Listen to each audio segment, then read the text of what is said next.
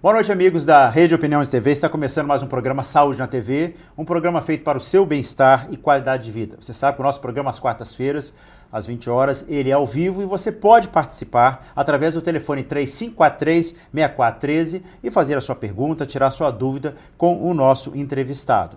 Hoje está conosco nos nossos estúdios o Dr. Márcio Fung de Sales Barbosa, psiquiatra já por demais conhecido da sociedade ararense, já está há muitos anos aqui, nem vou falar nem quantos anos, né, Márcio, quando você está aqui, mas é realmente um profissional muito competente. Ele tem dividido toda a sua vida profissional como médico psiquiatra no consultório, mas a gente sabe também que ele é um pensador, ele dá palestras, enfim. E é com isso que nós vamos estar falando hoje, é sobre isso que nós vamos estar falando hoje com o Dr. Márcio. E eu até bolei aqui, porque o assunto assim é tão amplo, né?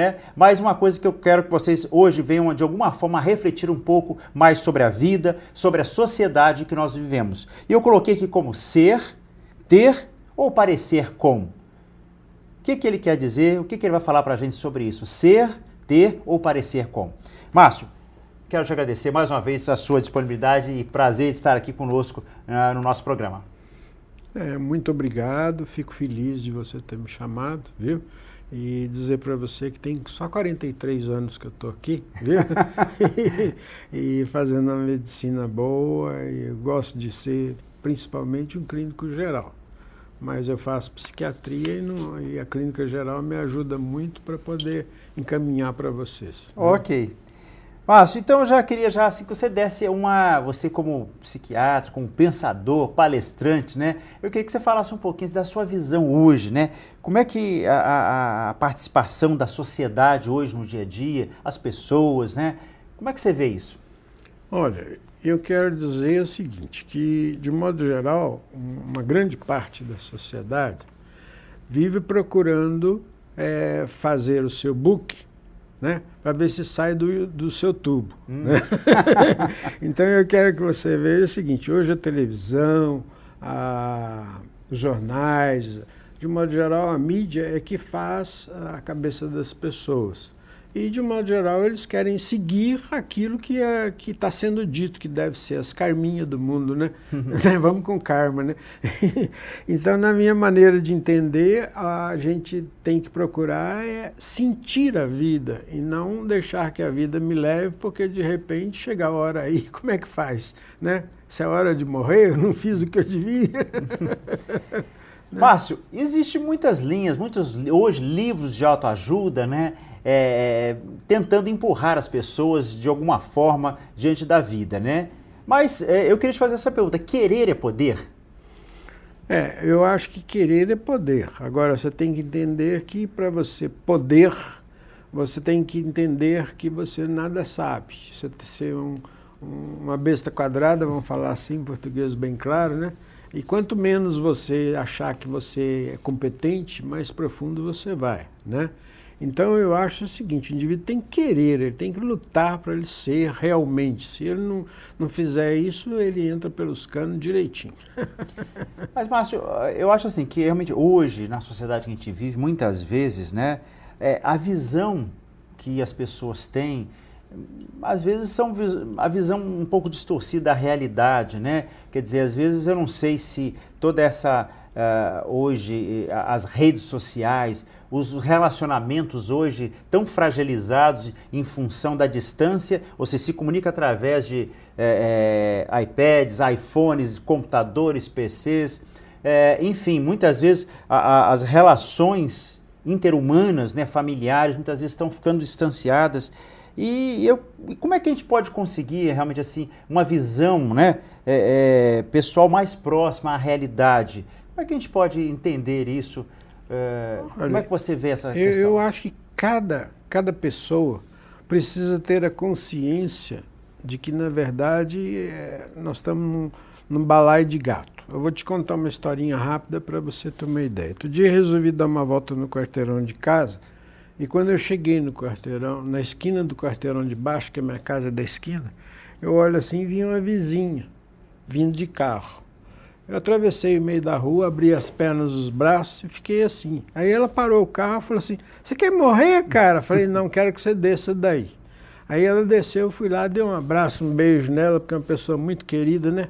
Falei, eu estou querendo te abraçar, porque tem 4 meses que eu não te vejo. E nós moramos no mesmo quarteirão, você imagina. Diferente dos nossos pais que 7h30, 8 horas da noite, eles sentavam com os vizinhos na calçada e trocavam ideias, e um ajudava o outro a resolver os problemas todos que iam surgindo e tudo mais, né? Então, hoje não, hoje é aquele silêncio, todo mundo procurando esconder que está passando dificuldade, que tem trabalho para fazer, que tem não sei o que e tal, e ninguém conversa, ninguém troca ideia, é um tal de faz de conta, né? Esses tempos atrás, uma cliente minha me contou que ela estava numa briga desgraçada com o marido, né? Os dois brigando muito e falando sobre um problema lá, que ela gastou um dinheiro e ele achava que ela não devia ter gasto e tal, tal, tal. De repente a campainha toca, e na campainha tocando ela vira e fala assim, abriu a porta, né, e era amiga, ela falou assim, Terezinha, querida, nós estávamos justamente conversando com você, não é, José? Eu falei, mas olha que coincidência e não sei o quê. Então faz de conta que Deus me livre, né? Nós temos que ser reais, nós temos que ser realistas, nós temos que encarar a realidade, entender que a gente sabe cada dia menos, que a gente sabe cada dia tem mais necessidade de conhecimento, de se entrosar, o que é bom para nós, e lutar por aquilo que a gente acredita que seja real, né? Não faz de conta, se eu visto camisa de não sei o que, eu sou o melhor do mundo, se eu calço sapato não sei do quem, eu vou andar melhor. Ô Márcio, dentro até que quando eu iniciei o programa falando, né, dessa questão muitas vezes que eu acho que esses conflitos que muitas pessoas vivem, e você mesmo falou, faz de conta, né? E muitas vezes o que é mais importante, se é ser, é ter, né? É parecer, isso muito ligado a questões de valores materiais, muitas vezes, que as pessoas ficam tão absorvidas com o parecer, e o parecer através de exposição de coisas materiais, seja carro do ano, seja na vestimenta, e às vezes o indivíduo tem um carro zero, mas está cheio de dívida, não tem nem onde cair morto, né? Quer dizer, e isso, com isso traz conflitos e quebra, inclusive do próprio interior das pessoas, né? Como seres humanos, né? E aí eu te pergunto, né? Essa questão, assim, a busca talvez pela perfeição no que se relaciona a nós sermos reais, né? Fugindo um pouco dessa questão do ter e às vezes ser o que nós somos, se com pouco ou com menos, né? Como é que é isso? Como é que você vê essa coisa? Eu vejo da seguinte maneira, eu acho que, na verdade, cada dia que passa eu procuro dizer para mim mesmo que eu não sou nada. Eu tenho que ser alguma coisa. Então eu busco sempre fazer alguma coisa. Não quero me vangloriar, nem fazer propaganda, nem nada, mas vamos dizer assim, eu devo ter mais ou menos umas 50 profissões. Modéstia à parte, viu? Eu sou fotógrafo, eu mexo com um montão de coisa e tal, e não sei nada, absolutamente nada. Por quê? Porque de repente, vamos dizer assim, aparece um cliente no consultório com uma doença nova, né? Com uma doença nova, fazendo um questionamento a mim, que eu vou ter que estudar bastante o caso dele, ver a situação diferente, para mim poder medicá-lo adequadamente. Então, vamos dizer assim, se eu começar a achar que eu sou o melhor psiquiatra do mundo, eu estou roubado, eu não faço nada. Então, vamos dizer assim, nós temos que entender isso. O erro ajuda a gente a aprender as coisas. Não precisamos achar que nós somos maravilhosos, que a gente vai ter condição de fazer tudo perfeitamente, maravilhosamente, mas nós temos que ter condições de perceber que nós temos que buscar solução para os nossos problemas, achar como é que nós vamos fazer aquilo e tal. Agora, parecer com um negócio assim meio, sabe, ridículo, né? E muita gente faz isso, ele quer parecer que é rico, tem o melhor carro do mundo e o arroz com feijão com uma couvezinha muito, muito magrela, e olha lá. Então é bem sério, nós temos que botar os pés no chão. Antes da gente conversar aqui, você estava falando para mim sobre a questão das samambaias, palmeiras imperiais, uma forma de apelidar as pessoas conforme a sua personalidade. E eu achei interessante que você estava falando sobre essa questão das samambaias e das palmeiras imperiais. Eu queria que você explicasse para a gente, o pessoal que está em casa, que você comentasse essa questão. Então eu quero que o pessoal entenda o seguinte, samambaias são aqueles indivíduos assim, meio complicados, que acham que não vão, que não vão ser pegos em flagra, fazendo alguma coisa errada. Então, eles são muito cuidadosos, eles prestam atenção em tudo. Na empresa, então, é uma maravilha, porque eles sabem tudo, eles sabem todas as notícias, todas as coisas que devem ser feitas, como é que muda uma esteira, como é que muda uma iluminação, como é que muda isso, aquilo outro. E na vizinhança também, aquele indivíduo fechadinho, ele não gosta muito de falar, ele gosta muito de sombra e água fresca, como diz o outro. Na verdade, é o contrário, ele está superdotado em observar as coisas. Ele é um camarada que observa demais. De modo geral, quando eu dou consultoria em empresas, eu tenho muito mais condição de perceber como são essas pessoas e aprender com elas sobre falhas das empresas do que com as palmeiras imperiais, que são aqueles indivíduos que vivem arrotando coisas e, na verdade, eles não sabem muito a fundo, né? Então eu divido mais ou menos isso. As palmeiras imperiais sempre tem o último carrão, ele sabe tudo, ele é o chefe, ele que manda, ele que faz, ele que tudo. Mas no fundo, o Samambaia sabe muito mais coisas do que ele percebe com muito mais sutileza as coisas. Eu já tive a oportunidade de ajudar a fazer filiais de empresas, né? Simplesmente baseado em observações de palmeiras de samambaias que ditavam para os palmeiras imperiais o que fazer, né? E realmente deram resultados maravilhosos. E você falou também em esponjas. O que são esponjas? Esponjas são os indivíduos, aqueles palmeiras imperiais que roubam as ideias dos samambaias e vendem como se fossem deles, você está entendendo? Eles são uma espécie de esponja de limpar roupa, limpar a louça mesmo, né? Eles roubam as ideias lá e tal, e vendem aquilo como se fossem deles. Eles é que são os mais importantes, eles é que são as pessoas que mais têm consciência das coisas. Mentira, eles não sabem nada. A verdade é essa, né? Então tem muita gente que usa esses coisas. Não, porque aconteceu, eu fiz. Você vai ver, não foi nada. Quem deu ideia foi um fulano simplesinho, coitadinho, simples, né? Teve um que morreu uma vez numa empresa, deixou um caderno, 4 cadernos. A gente já tinha dado à esposa o pagamento da casa, o estudo dos alunos e tudo mais e tal. 4 dias depois do enterro dele, a esposa veio trazer para nós 4 cadernos dele, em que ele tinha notado todas as coisas que ele percebia, que ele via dentro da empresa, né?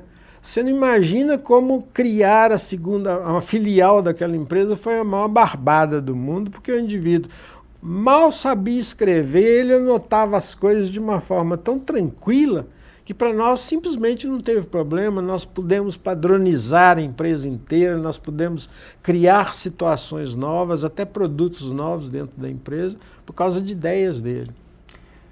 Márcio, a questão da escola, da família, né? E muitas vezes a empresa. A grande maioria de nós, quer dizer, do tempo de vida ativo, ou passamos nos nossos trabalhos, ou quando ainda estudantes, passamos ligados na escola, no convívio com professores e colegas, né? E outra parte passamos com a família, né? E a gente sabe que às vezes há algumas famílias, alguns pais, assim, meio que querem delegar que a escola, não, vai lá porque o professor, a professora, a escola vai ensinar sobre valores da vida, sobre a personalidade e tudo, e meio que acomoda, né? E cobra. Se não é uma escola, muitas vezes até outros ambientes, tipo igreja, né? Achar que lá na igreja vai resolver o problema. E também tem a questão da empresa, porque na empresa você, de alguma forma que trabalha, você tem o chefe, você está subordinado a alguém, você tem subordinados. Então, essas relações, né, seja na família, seja na escola, no trabalho, de alguma forma interferem na formação do indivíduo, porque a grande parte da nossa vida é isso. Sim, como é que você vê a importância dessa formação, de como é que a empresa, ou a escola e a família pode ajudar? O grande problema que eu vejo é que, de modo geral, as escolas querem faturar. Então, vamos dizer assim, algumas se preocupam em dar pelo menos um tostão de importância à família, convocando a família para algumas reuniões, para falar como é que deve ser feito o trabalho dos meninos, etc. Mas eu acho que devia haver um entrosamento maior, para que a família tivesse condições de compartilhar com a escola daquelas dificuldades do seu filho, etc, etc. Nas empresas, a mesma situação. Você tem que perceber que a gente vive, em média, 30% da nossa vida dentro de uma empresa. Isso para uma pessoa que trabalha 8 horas por dia, né?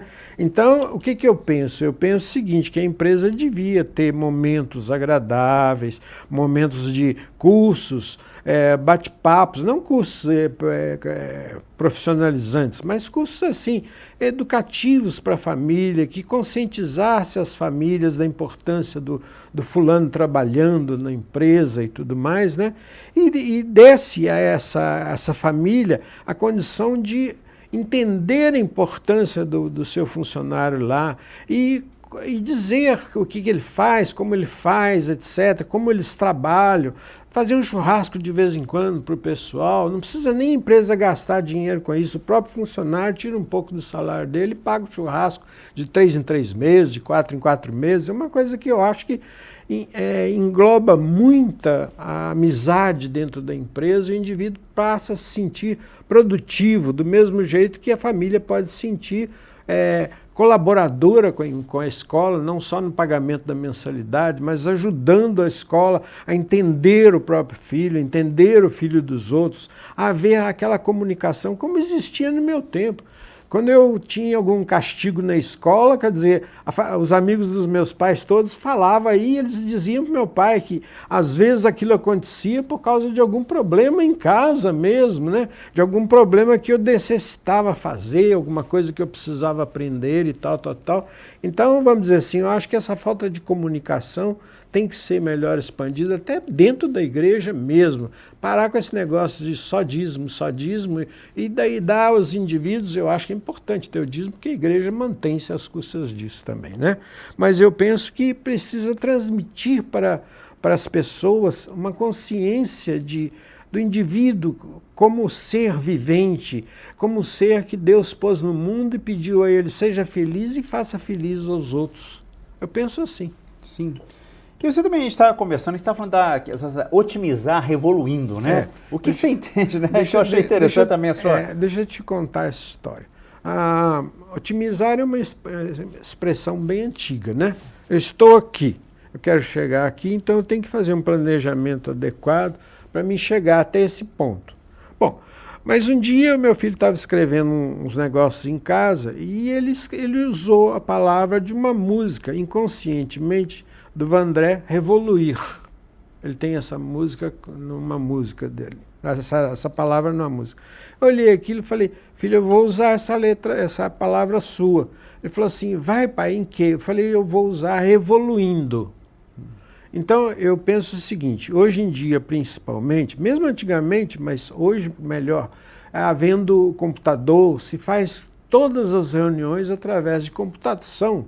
Se escreve tudo que faz ali, as tendências, as sugestões, o que depende da empresa para ser feita, o que está faltando, quem que não cumpriu com a sua função, onde é que a empresa errou. Então, se você tem uma história como existia o fantasma antigo, né? Fantasma antigo escrevia para os filhos dele tudo que acontecia e os caras achavam que o cara não morria de jeito nenhum, né? Então, se você tem uma visão dessa, você vai ter uma noção dos erros da empresa, que ocorrem de tempos em tempos. Então, vamos dizer assim, se você rever evolução, fica muito mais fácil para você otimizar, sabendo que determinadas situações a empresa tem que suprir e lançar os funcionários para acharem soluções para que não recaiam naquilo. Eu tenho empresas que, geralmente, o chefe da empresa traz para mim, o administrador traz para mim os planos para que eu veja com ele e tal. Eu digo: vou dar uma olhada, vejo alguma coisa, falo: agora reveja os livros de ato e vamos ver como é que estão, né? Então, hoje, com o computador ficou muito mais fácil, né? Tem discos próprios, tem HDs especiais para gravar as atas, então, de tudo, sabe? Qualquer situação que tiver reunião, grava isso para você ter condições de perceber os pontos falhos e os pontos fortes da empresa, e aí você ter condições de otimizar com menos chance de erro. Não é que não vai errar, mas tem menos chance de erro. Mas você está falando de questão de errar, né? E a gente sabe que existe até a expressão errar é humano, né? E a gente sabe que, às vezes, a gente precisa errar para aprender, assim como, às vezes, para memorizar alguma coisa, precisamos esquecer, porque é esse mecanismo, esquece, lembra. E errar, às vezes, para aprender é necessário. Você vê isso como importante, assim, nessa formação, ou não é prejudicial ao indivíduo o erro? Como é que você, olha, já que você está falando uma questão do erro aí? Eu quero te falar o seguinte, nesses 43 anos de formado, eu cheguei à conclusão de que o erro é o começo do acerto. Então, eu estava contando para um funcionário da televisão agora há pouco, que eu fiz esses tempos para mim um monopé de fotografia, só para você ter uma ideia. Então, eu queria fazer um monopé, comprar um monopé, mas era muito caro. Eu falei, não vou comprar um monopé, eu vou fazer um monopé para mim. Eu tenho marcenaria, eu tenho mecânica, eu tenho tudo em casa e tal. Eu falei, eu vou fazer um para mim. Então, o que eu fiz? Comecei a mexer, fiz 21 projetos diferentes, sabe? Assim, mais ou menos um mês mexendo com aquilo. Aí, um belo dia, eu lembrei que eu tinha um tripé de sustentar luminárias, quando eu tinha fotografia, mexia com fotografia. Então, vamos dizer assim, que estava com o tripézinho quebrado. Falei, vou usar o cano daquele e dou um jeito.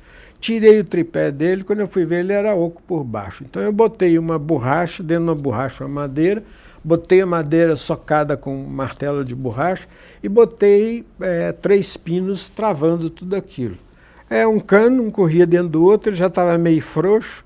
Eu estudei um meio, pus uma borrachinha ali naquela rosca para poder segurar com mais força, né? Em cima, no cabeçote, eu pus uma madeirinha. Aí lembrei que eu tinha uma cabeça de um tripé também estragado, tirei aquilo do tripé, adaptei lá em cima e tal, tudo bonito, ficou um negócio perfeito, botei os pinos para poder se segurar e tal. Aí estiquei ele ao máximo, vim saindo assim do quarto onde eu estava mexendo, de repente a altura era muito, ele bateu numa caixa e jogou a caixa no chão, entendeu? Aí eu olhei assim, falei, o que tem nessa caixa? Que eu fui ver, era daquelas borrachas que a gente punha em volta do volante do automóvel, você lembra aquilo? Aquelas borracha preta, ou você não pegou isso? Não, no volante. No volante para proteger, né? Para exato, sim. Então eu peguei aquilo e falei, já sei o que eu vou fazer. Então no primeiro pé do coisa eu passei cola, enrolei aquilo, fiz um negócio, um suporte bonito toda a vida, né? Baixei aquele pequenininho e fui pro lago com a câmera no bolso, porque ela era pequena, né? E segurando aquilo, os amigos falaram assim, tá andando de bengala? Eu falei, não, isso daqui é um suporte, é um monopé de fotografia. Mas para que você quer isso? Para tirar fotografia. Aí tirei um monte de fotografia do lago e tudo mais e tal. A hora que eu estava saindo de lá do lago, vinha vindo um pedalinho com um casal, onde o camarada comeu um sanduíche e botou o resto do sanduíche na beirada do pedalinho e veio um ganso daqueles, voou e começou a bicar aquilo. A hora que ele estava quase chegando, eu falei, parei, tirei uma fotografia daquilo, escolhi o melhor ângulo e tal. Mandei revelar uma fotografia, mandei para um concurso no Rio de Janeiro, mais uma medalha de ouro. Oh, maravilha! Então, eu quero que você veja o seguinte, não adianta, a gente tem que criar, a gente tem que idealizar, a gente tem que ver, não faz mal errar. Eu começo errando, por que eu errei nessa? Aí eu faço outra, erro de novo, por que eu errei naquela e nessa? Eu vou acertando até que de repente não tenha mais erro, você está compreendendo? Então, para mim, o erro é o começo do acerto. Isso me faz um bem pensar dessa maneira, que eu não me culpo de nada, eu não me sinto um boçal que finge ser. Não, eu quero dizer o seguinte, eu não sei nada, eu tenho que aprender cada dia alguma coisa diferente. Ok. Bom, Márcio, gostei do bate-papo hoje com você, realmente assim, aprender um pouco mais sobre essas questões da vida, né? Obrigado. Eu acho que realmente a gente às vezes tem que parar um pouquinho e refletir, né? Pensar. E foi isso que o Dr. Márcio, psiquiatra, hoje o Dr. Márcio Fung de Sales Barbosa, esteve no nosso programa falando, né? Ser, ter, parecer, com. E eu quero agradecer, Márcio, que e nada, deixar já um convite para outra ocasião. Chance, é uma chance muito boa que você me dá. Falar com a gente. Para a gente falar sobre essas coisas. E eu só para dizer que o Dr. Márcio, né, além de terapia psiquiátrica, ele também é consultor em relações humanas, né? Ele é palestrante, cursos que ele ministra, né? E o seu consultório... Faço até saraus. Saraus? Saraus. Me conta, o saraus, como é que é esse, o saraus? Saraus a gente vai lá, a gente canta, a gente conta piada de monte. Eu tenho livros de piada de pilhas, né? Então, vamos dizer assim, piadinhas engraçadas toda a vida. Sim. E tal. E depois aí eu conto alguma coisa que me contaram, que eu acho que a sociedade precisa saber. Então, antigamente a gente começava o sarau às 8 e terminava às 10. Hoje a gente está terminando perto das 2 da manhã. Gostoso. Então tá bom. E, gente, vocês estão em casa, vocês estão vendo aí o endereço aí na telinha do Tomás, Rua 8 de Abril, 132, o telefone. Vocês podem, então, quem quiser fazer uma consulta, ir lá bater um papo com ele, eu tenho certeza que ele estará atendendo você que está em casa. Eu não faria questão desse endereço, mas em todos os casos, já que puseram. Isso. E nós estamos, assim, terminando mais um programa Saúde na TV. Quero agradecer, então, a sua presença aqui, Márcio. Muito obrigado. E nós estaremos aqui repetindo esse programa, a reprise, no sábado às 18 horas. Se você gostou, quer indicar, quer rever, a sábado às 18 horas. E na quarta-feira que vem, nós teremos um novo programa Saúde na TV, um programa feito para o seu bem-estar e qualidade de vida. Só tem uma palavrinha. Ok, mas então... Nas quartas-feiras, nós já estamos escrevendo para o Jornal Opinião, Pergunte ao Doutor. Ok. São perguntas que os clientes, as pessoas fazem para mim e eu respondo na última folha da tribuna. Do Jornal Opinião. Do Jornal Opinião. É porque eu já fiz na tribuna também, por isso que eu confundo. Tá bom. Viu? Então fica a informação aos nossos telespectadores, o doutor Márcio então está escrevendo na última folha do Jornal Opinião, né? Pergunte ao doutor, né? Então são pessoas que escrevem para a redação aqui do jornal, fazendo perguntas e ele está respondendo. Então os leitores assíduos do jornal podem poder encontrar então a matéria lá, a página com relação às quartas-feiras, né? Então às quartas-feiras, na última página do Jornal Opinião. Então, gente, agora obrigado aos nossos telespectadores pela audiência. Um abraço, uma boa noite a todos e fiquem com Deus.